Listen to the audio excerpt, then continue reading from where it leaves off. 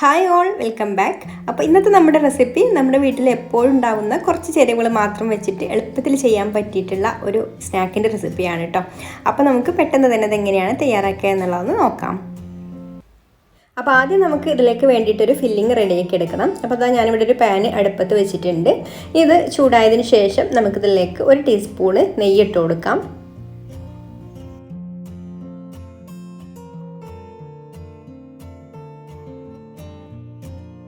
ഇപ്പോൾ നെയ്യ് ഇവിടെ ചൂടായി വന്നിട്ടുണ്ട്. ഇനി നമുക്കിതിലേക്ക് കുറച്ച് അണ്ടിപ്പരിപ്പ് ഇതുപോലെ ചെറുതായിട്ടൊന്ന് മുറിച്ചത് ഇട്ട് കൊടുക്കാം.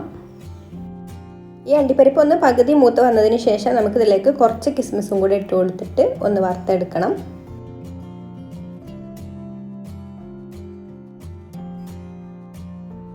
ഇപ്പോൾ ഇതിവിടെ മൂത്ത് വന്നിട്ടുണ്ട്. ഇനി നമുക്കിതിലേക്ക് 1 കപ്പ് തേങ്ങ ചിരവിയതും കൂടി ചേർത്ത് കൊടുത്തിട്ട് ഒന്ന് റോസ്റ്റ് ചെയ്തെടുക്കണം.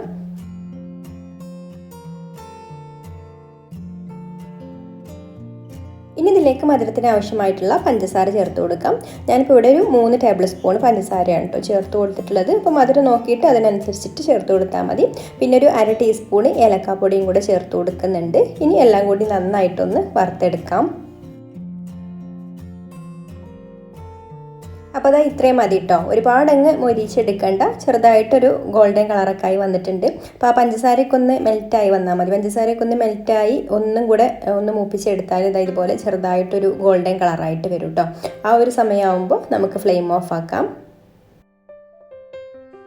ഇനി നമുക്കിതിലേക്ക് വേണ്ടത് നേന്ത്രപ്പഴമാണ്. അപ്പോൾ ഞാനിവിടെ ഇപ്പോൾ ഒരു 3 നേന്ത്രപ്പഴം എടുത്തിട്ടുണ്ട്. ഇനി നമുക്കിത് മുറിച്ച് നോക്കിയിട്ട് പിന്നെ വേണമെങ്കിൽ നേന്ത്രപ്പഴം എടുക്കാം. ഇപ്പോൾ നമ്മൾ സെറ്റ് ചെയ്യുന്ന പാത്രത്തിനനുസരിച്ചിട്ടാണ് കേട്ടോ നേന്ത്രപ്പഴത്തിൻ്റെ കണക്കൊക്കെ. അപ്പോൾ നന്നായിട്ട് പഴുത്ത നേന്ത്രപ്പഴം തന്നെ എടുക്കാനായിട്ട് ശ്രമിക്കുക. പഴുക്കാത്ത നേന്ത്രപ്പഴം ആകുമ്പോൾ നമുക്കത് വെന്ത് കിട്ടാൻ കുറച്ച് ബുദ്ധിമുട്ടാവും കേട്ടോ. അപ്പോൾ നന്നായിട്ട് പഴുത്ത നേന്ത്രപ്പഴം എടുക്കുക. ഇനി നമുക്ക് നേന്ത്രപ്പഴം ഇതുപോലെ വളരെ തിന്നായിട്ടൊന്ന് മുറിച്ചെടുക്കണം. അപ്പോൾ ഞാൻ ഈ ഒരു നേന്ത്രപ്പഴത്തെ ഒരു 5 പീസാണ് കേട്ടോ ആക്കിയെടുക്കുന്നത്. ഇതുപോലെ എത്രത്തോളം തിന്നാക്കിയിട്ട് കട്ട് ചെയ്യാൻ പറ്റുമോ അത്രത്തോളം തിന്നാക്കിയിട്ട് കട്ട് ചെയ്യാം.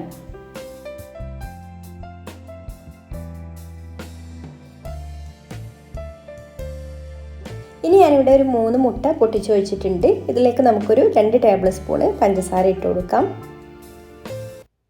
ഇനി നമുക്കിതിലേക്കൊരു 1/4 ടീസ്പൂൺ ഏലക്കാപ്പൊടി ചേർത്ത് കൊടുക്കാം. പിന്നെ ഒരു 2 ടേബിൾ സ്പൂണ് മൈദയും കൂടി ചേർത്ത് കൊടുക്കുന്നുണ്ട്. എന്നിട്ട് എല്ലാം കൂടെ നന്നായിട്ട് ഒരു വിസ്ക് വെച്ചിട്ട് ഒന്ന് അടിച്ചെടുക്കണം.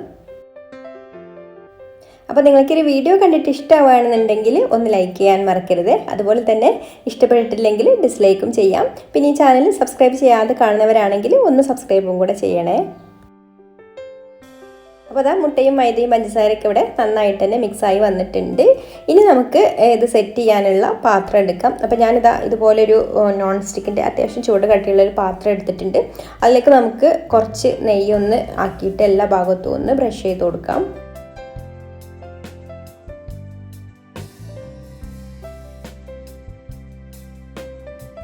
ഇനി നമുക്ക് നമ്മൾ റെഡിയാക്കി വെച്ചിട്ടുള്ള മുട്ടയുടെയും മൈദയുടെയും മിക്സ് ഇതുപോലെ കുറച്ച് ഒഴിച്ചു കൊടുത്തിട്ട് ഒന്ന് ചുറ്റിച്ചു കൊടുക്കാം. വളരെ തിന്നായിട്ട് മതി കേട്ടോ. അതുകൊണ്ട് തന്നെ കുറേശ്ശെ ഒഴിച്ചു കൊടുത്താൽ മതി. ഒരു ലെയറായിട്ട് കിട്ടാൻ വേണ്ടിയിട്ട് മാത്രം ഇതുപോലെ ഒന്ന് ആക്കി കൊടുത്താൽ മതി.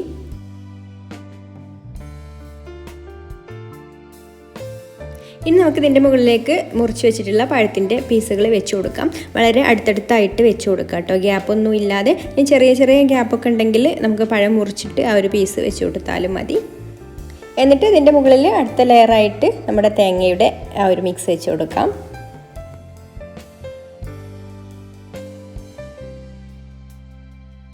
പിന്നെ അടുത്ത ലെയർ പഴം വെച്ച് കൊടുക്കുമ്പോൾ നമ്മൾ ഈ ഒരു ബാറ്ററിൽ പഴം മുക്കിയിട്ടാണ് കേട്ടോ വെച്ച് കൊടുക്കുന്നത്. ഇതുപോലെ തന്നെ ഗ്യാപ്പൊന്നും ഇല്ലാതെ അടുപ്പിച്ച് വെച്ച് കൊടുക്കാം.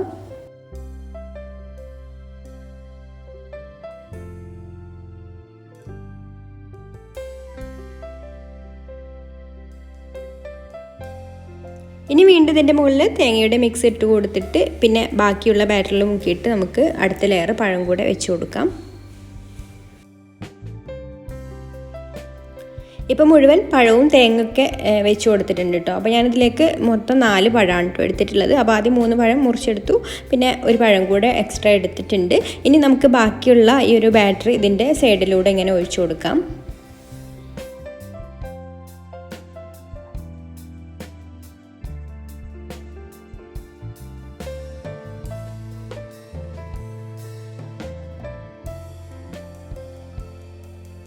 ഇനി നമുക്കിത് അടച്ച് വെച്ചിട്ട് വേവിച്ചെടുക്കാം. അപ്പോൾ ഞാനിവിടെ വേവിച്ചെടുക്കുന്നത് ഇതുപോലൊരു പഴയ തവ നന്നായിട്ടൊന്ന് ചൂടാക്കി ഇട്ടിട്ട് അതിൻ്റെ മുകളിൽ വെച്ചിട്ടാണ് കേട്ടോ. അപ്പോൾ അടിവശമൊന്നും ഒട്ടും കരിഞ്ഞു പോവില്ല.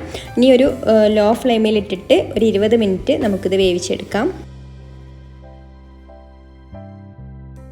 ഇപ്പോൾ ഇത് നമ്മൾ വെച്ചിട്ട് ഒരു 20 മിനിറ്റ് ആയിട്ടുണ്ട് കേട്ടോ. ഇനി നമുക്ക് ഇതൊന്ന് മറിച്ചിട്ട് കൊടുത്തിട്ട് ഇതിൻ്റെ മുകൾ ഭാഗം കൂടെ ഒന്ന് വേവിച്ചെടുക്കണം. അപ്പോൾ അതിനായിട്ട് ഞാൻ ഇതുപോലെ മറ്റൊരു പാനിലേക്കാണ് ഇത് മറിച്ചിട്ട് കൊടുക്കുന്നത്. അപ്പോൾ ആ പാനിലൊന്ന് നെയ്യ് ആക്കി കൊടുത്തിട്ടുണ്ട്. ഇനി നമുക്ക് ഇതുപോലെ ഒന്ന് മറിച്ചിട്ട് കൊടുത്തിട്ട് ഈ ഒരു വശം കൂടെ വേവിച്ചെടുക്കാം.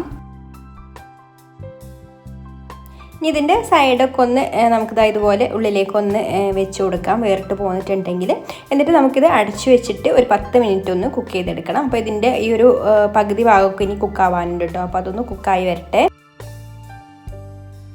ലോ ഫ്ലെയിമിൽ വേണം കേട്ടോ വെക്കാൻ, അല്ലെങ്കിൽ കരിഞ്ഞു പോവും. നമ്മളിതിൻ്റെ അടിവശത്ത് പാത്രമൊന്നും വെച്ച് കൊടുത്തിട്ടില്ല. അപ്പോൾ ലോ ഫ്ലെയിമിൽ നമുക്കൊരു 10 മിനിറ്റും കൂടെ വെക്കാം. അപ്പോൾ ഈ സൈഡ് റെഡി ആയിട്ട് വരുമ്പോൾ നമുക്ക് ഇതുപോലെ ഒരു പാത്രം വെച്ചിട്ട് ഒന്ന് ഇതുപോലെ മറിച്ചിട്ട് കൊടുക്കാം കേട്ടോ. ഇപ്പോൾ ഈ ഒരു വശം ഇവിടെ റെഡിയായി വന്നിട്ടുണ്ട്. ഇനി ആ ഒരു വശം കൂടെ നമുക്കിത് ഇതുപോലെ ഒന്ന് ബ്രൗൺ കളറായിട്ട് വരുമ്പോൾ നമുക്കിത് എടുക്കാം. അപ്പോൾ അതാ നമ്മുടെ സ്നാക്ക് ഇവിടെ റെഡി ആയിട്ടുണ്ട്. ഇനി നമുക്കിതൊരു പ്ലേറ്റിലേക്ക് മാറ്റാം. അപ്പോൾ വൈകുന്നേരമൊക്കെ ചായക്കൊക്കെ എളുപ്പത്തിൽ എല്ലാവർക്കും ചെയ്യാൻ പറ്റിയിട്ടുള്ള നല്ലൊരു സ്നാക്കാണിത്. അപ്പോൾ ഇനി മറ്റൊരു നല്ല റെസിപ്പിയുമായിട്ട് അടുത്ത വീഡിയോയിൽ കാണാം. താങ്ക്